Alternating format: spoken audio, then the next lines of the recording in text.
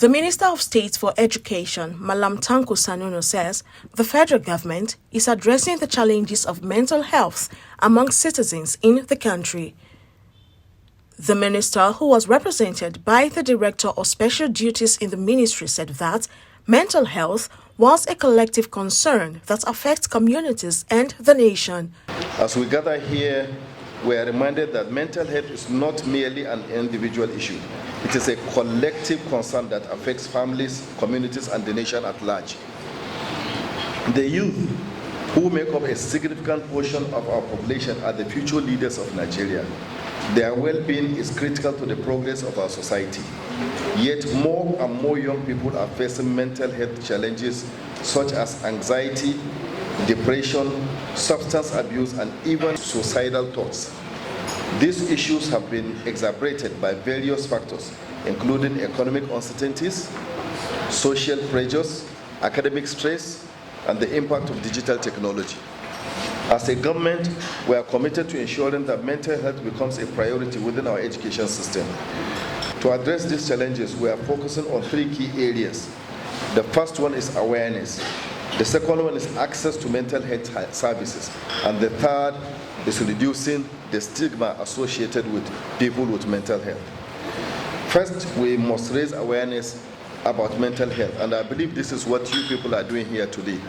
By the time we do more of this, the states, the local governments, and the federal government, if we are all on the same page on issues of mental health, then that will be reduced seriously. People will be aware of it, and then necessary action will be put in place to address this challenge. It is essential that our young people understand that mental health is just as important as physical health. Too often, mental health issues are ignored or misunderstood. Through targeted campaigns and partnership with schools and universities, we will work to educate students, teachers, and parents in recognizing signs of mental health challenges and seeking help when necessary.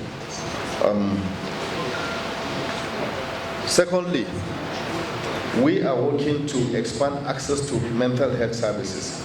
Many young people who struggle with mental health do not know where to turn to for help.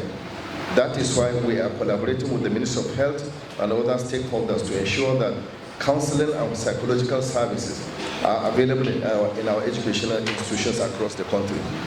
We are also exploring the potential of leveraging technology to provide virtual counseling platforms, especially in underserved areas. The chairman of the governing board of the AU Agenda 2063 Ambassadorial Assembly said mental health was a component that impacts on daily lives and affects productivity and interpersonal relationships. By addressing mental health challenges in the workplace and promoting stress management strategies will contribute to building resilient and productive society as projected in the Agenda 2063. Our collective efforts today not only raise awareness about mental health issues, but also prepare us towards actionable steps that can transform workplaces into environments that nurture the well-being of all citizens. Let us seize this opportunity to advance the objective of the African Union Agenda 2063 by advocating for policies that support mental health initiatives, fostering partnerships that drive positive change, and empowering individuals to prioritize their mental well-being in the workplaces. The keynote speaker, a professional mental health and addiction therapist, called for provision of counseling services in the workplace to help both employers and employees. These issues of mental health in the workplace is not getting enough attention. And when I say workplace, I'm not just talking about structured organizations. I'm also talking about the informal sector. Hairdressers, whoever works for you, your security man. These people can be inculcated, they can be put under these schemes. How much is it? 13,500 naira per annum. There is no reason every youth corpus should not be under a national health insurance scheme. There is no reason every worker should not be under this scheme. in every organization. And I think we better start looking at it.